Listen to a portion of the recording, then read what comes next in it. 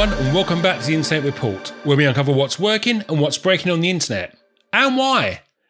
This week, we're focusing on a Microsoft 365 outage, and a curious link to the Artemis II mission to the moon. We'll also be bringing you back down to earth with a look at the latest outage figures. I'm Barry Collins, and I'll be hosting today the amazing Mike Hicks, Principal Solutions Analyst at Cisco ThousandEyes. As always, we've included chapters in the episode description below, so you can skip ahead to the sections that are most interesting to you. And if you haven't already, we'd love you to take a moment to give us a follow over at Spotify, Apple Podcasts, or wherever you like to listen.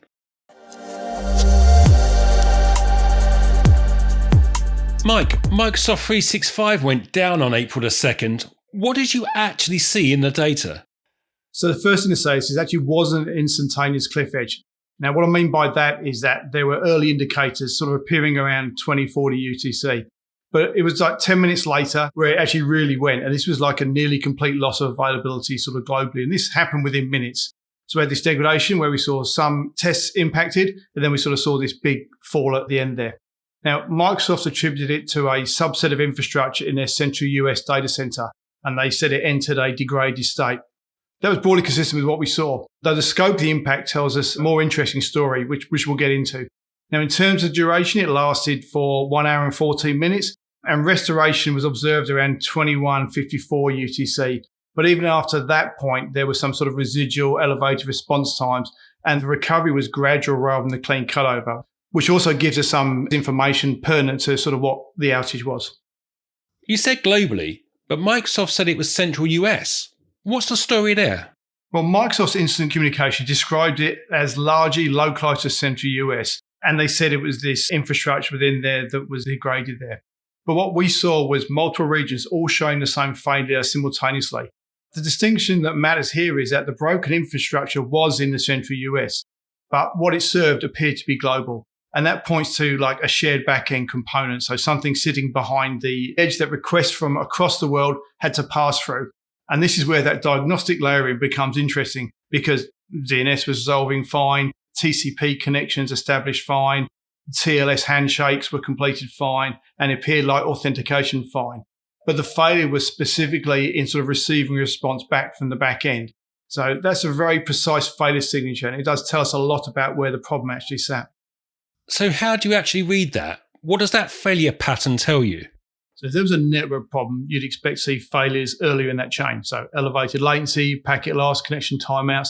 Instead, what you get is connections establishing perfectly and then silence. And what I mean silence is you just get sort of the blank screen, or you actually can't connect. So the server accepted the connection and never responded.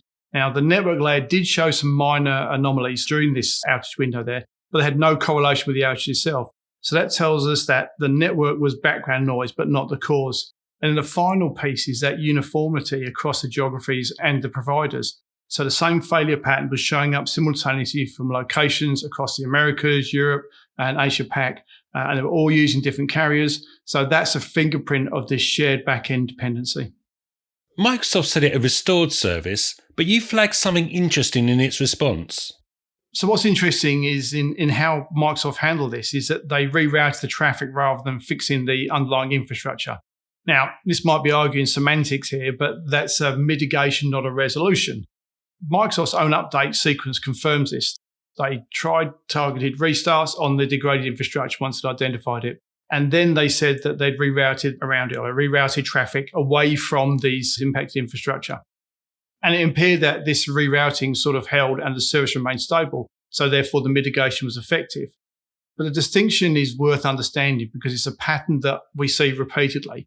So if the fault can't immediately be resolved, then routing traffic away from the impacted infrastructure is actually faster as it gets you to restoration and then provides an opportunity to sort of fix the underlying cause under less time pressure. So when we see this rerouting in an incident update, the story isn't necessarily over. It could just be deferred. And that's actually a broader point about how you read incident communications from any provider there. So restoration and remediation are sort of two different things. And knowing which one you're looking at changes how you think about it and your potential what actions you need to take going forward. Now, I have to ask, there were reports that this coincided with an Outlook issue on an Artemis II astronaut's laptop. Houston, do we have a serious problem here? So yeah, nice hook, but there's actually a more interesting story here. But first, a bit of background. Outlook on a crew member's personal device is what's known as COTS. So that's a commercial off the shelf. And it's there for personal communication, scheduling, and it appeared that this outage impacted those systems. Now, the command and control chain for Artemis II doesn't run through the commercial email client on a laptop. If you think about it, the application characteristics of that particular COTS package doesn't come close to meeting the requirements for anything that needs to be in a critical path. The flight director confirmed this in the post-launch press conference, where they said it was a known configuration issue with offline sync. The ground team reloaded the files and it was sorted.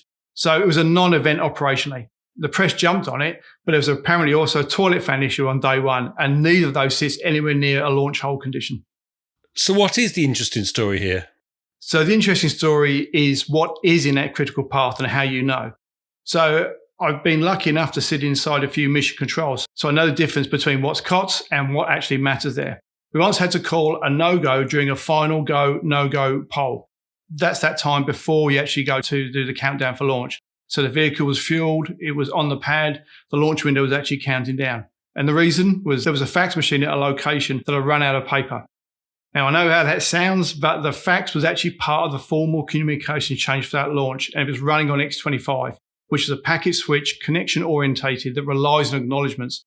So when the paper ran out, the receiving machine couldn't print or acknowledge. Now, X25 interpreted that as a comms failure, because from the protocol's perspective, that's exactly what it was. And that propagated as a legitimate no-go condition.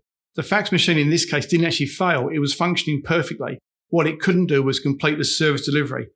And because that service delivery chain was properly defined and being validated, the call was actually made to stand down that mission. Now, that's an assurance story, not detecting that COTS email client has an offline sync issue, but understanding which components sit inside that critical workflows. So continuously validating that they're doing what they're supposed to do end to end and giving you that right signal before you commit something that depends on them. And you think that maps to something beyond launch operations? Absolutely. The same discipline matters across any environment where the cost of getting it wrong is sort of high. So deep space comms validations is an extreme example. You can't assume a reachable control plane.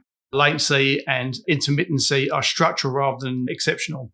And a delay-tolerant networking approach forces you to be completely explicit about what your service delivery chain actually requires. But that same rigor maps directly onto what agentic AI environments on Earth need right now. So the Microsoft outage in this case is a reasonable illustration of this at a more everyday scale. The edge was fine, the network was fine, but a shared back-end dependency that wasn't being validated as part of that end-to-end service delivery chain quietly failed and then took everything down with them. And that's what I think is the assurance story, and that's where it's more interesting. What's the takeaway for listeners who run enterprise infrastructure? So a few things. First, understand the failure signatures. Availability dropping is a symptom. Where in the stack that failure actually sits tells you where the fault domain sits and subsequently what actions you can take. So second is actually scoping the outage.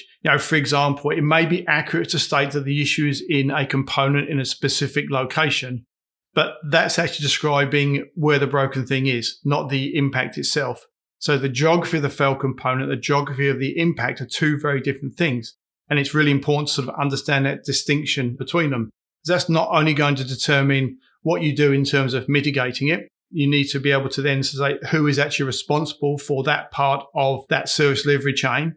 But also, if we think about that going forward, it's also going to impact sort of the optimizations or the automated remediation steps you want to take going forward. So if something breaks over here, you need to understand the impact it's going to have onto these systems that might be in a completely different part of the world and seem disconnected or not relevant to that part there.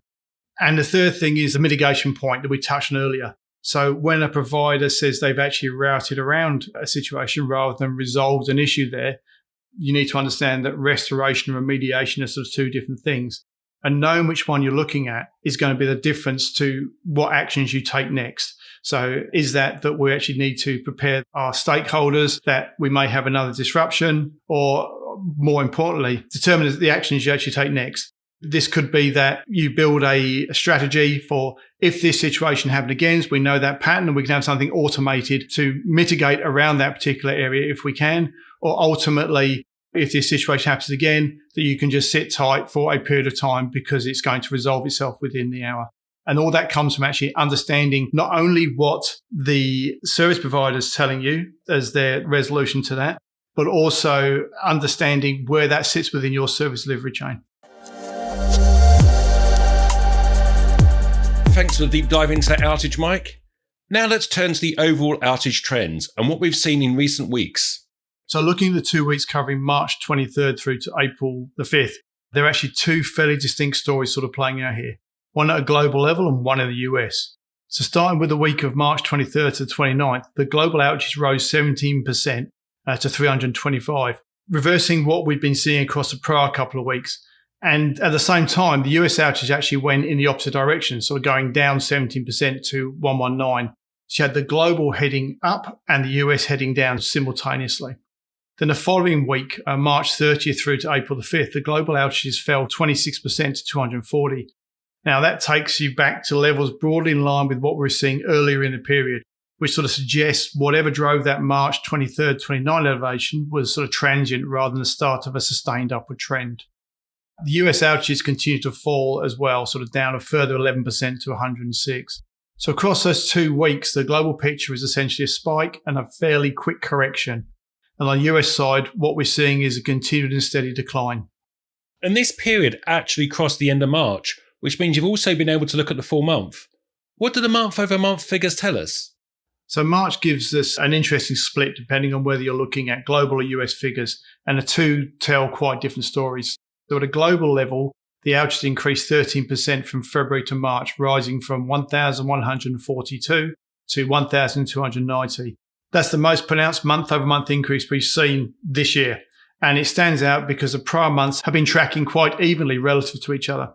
Now, in the US, you essentially saw the opposite. Outages went from 600 in February to 598 in March. So that's less than 1%, which is effectively flat. So the global picture moves meaningfully and the US picture barely moved at all. Now, what's interesting is when you put the global March increase into historical context. So we've seen this pattern before in 2025, 2024, and 2022, where March similarly saw an increase in global outage activity relative to February. Now, the 1 year where that pattern was reversed was 2023. So this sort of feels like fairly familiar seasonal behavior at the global level rather than something anomalous. Now, the US side had its own historical context too. That marginal decline from February to March aligns with what we saw in 2024, 2023, and 2022, though it diverges from 2025 when the US outages actually rose over that same period. So the US behavior this March looks consistent with most prior years, just not the most recent one. So it looks like a fairly recognizable seasonal pattern reasserting itself. And the US networks, despite that global backdrop, remain notably contained through March. Now, whether that US stability continues into April is something we're going to be watching closely over the next couple of weeks.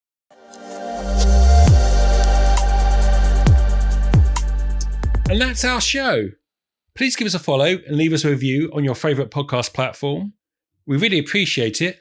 And not only does this help ensure you're in the know when a new episode is published, it also helps us to shape the show for you. You can follow us on LinkedIn or X at ThousandEyes, or send questions or feedback to internetreport@thousandeyes.com. Until next time, goodbye.